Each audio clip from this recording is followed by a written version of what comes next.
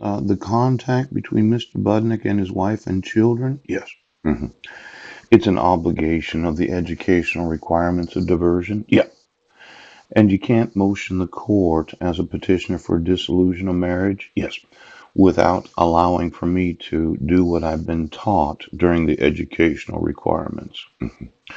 Now, I'm going to want you to remove your fraud today. Yes. And I'm going to want custody of my sons. And as much as you want to sit there saying that you're going to arrest me again right now, I want every police officer in every city of the United States to understand, ooch, I want your vacation pay, pooch, and no more time and a half and double time for federal holidays. You're going to work at regular time. Mhm. Now, by my signature, the defendant attests that he has read this agreement and discussed it with his attorney. Defendant enters the agreement freely and voluntarily.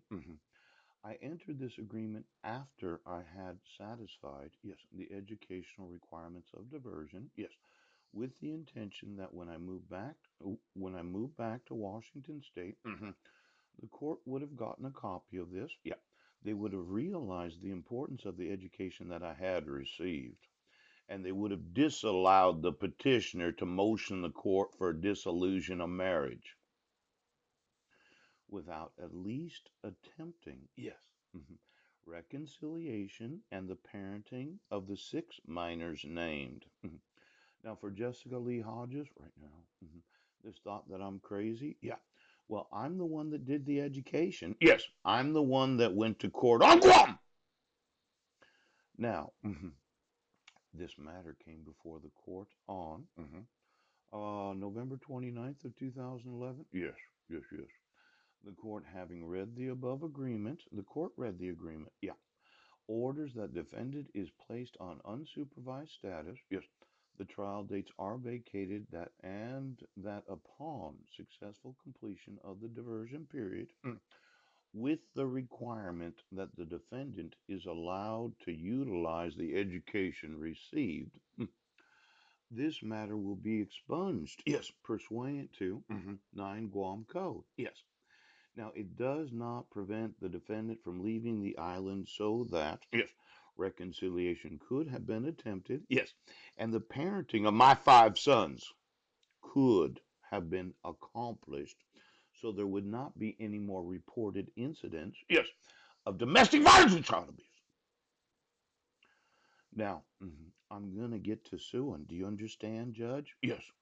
And for the idiots that think that you can issue a protection order whenever, I'm going to put you in prison. Now we're going to need that Organic Act of Guam enforced today. Yes. And then for the other individuals in the employment, in the employment of the police department, yeah, we're going to talk about incident reports. Yes.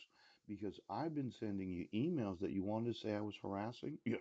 hmm hmm 3 million of them. Mm-hmm. Now, police officers, yes. hmm There's an obligation to enforce, yes, the requirements of court orders. And for every fake arrest, yeah, it seems that your thought was you just have me put in a mental institution. Police officers. No, I don't want to be arrested anymore. Yes. For any false accusation of me sending emails to civil rights coordinators in school districts that say, please take me off the list. Yes. I don't want any police officers in any city of the United States saying, Paul, would you please take me off the list of the emails?